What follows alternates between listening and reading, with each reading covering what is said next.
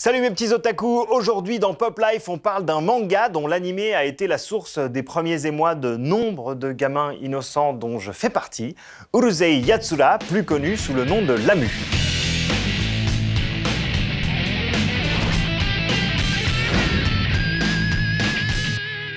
Bon, mettez-vous à notre place. On est en 1989 et à la télé, on tombe sur les aventures de Roni Hataru, un loser qui saute sur tout ce qui bouge, mais vit une histoire d'amour imposée avec Lamu, une extraterrestre hyper cute qui se balade en bikini tigré. Que celui qui n'a jamais ressenti des picotements au creux de son ventre en matant ça me jette le premier rouleau de papier toilette.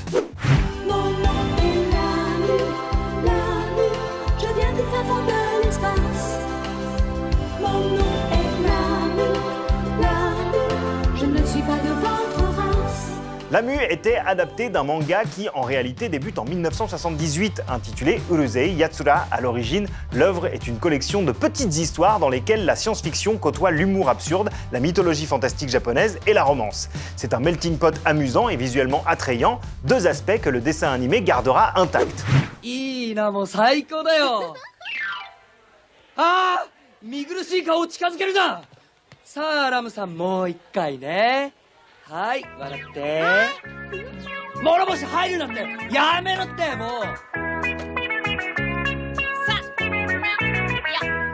Ce manga, on le doit à une femme, une légende, Rumiko Takahashi.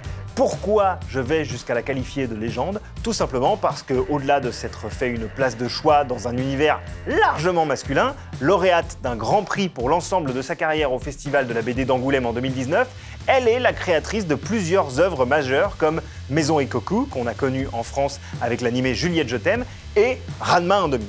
Ranma 1/2, moitié soleil et moitié pluie. Ranma 1/2, moitié lumière et moitié nuit. Un peu comme le Dr Slump de Akira Toriyama était une œuvre de jeunesse précédant l'imposante saga Dragon Ball, Lamu est une série avec laquelle Rumiko Takahashi a fait ses preuves et démontre un talent certain pour les récits humoristiques et tendres où l'amour est un concept malléable, changeant de valeur selon les personnages qui l'éprouvent.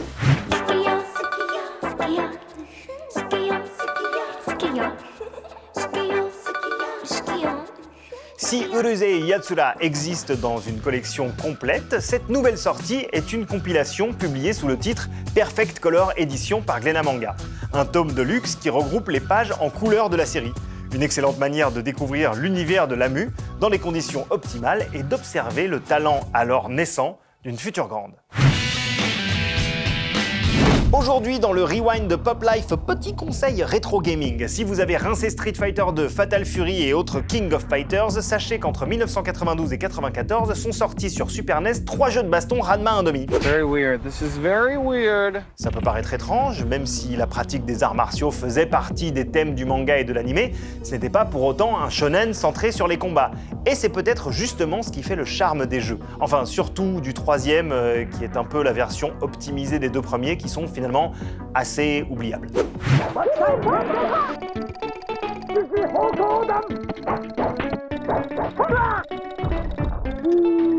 Autre atout de Ranma 1/2 sur console, sur 12 personnages jouables, 7 sont des meufs. C'est autre chose que Chun-Li dans Street Fighter 2 ou Sonya Blade dans Mortal Kombat, bien isolés face aux combattants masculins. Ce qui ne les empêchait pas de botter des culs, cela dit. Entendons-nous bien.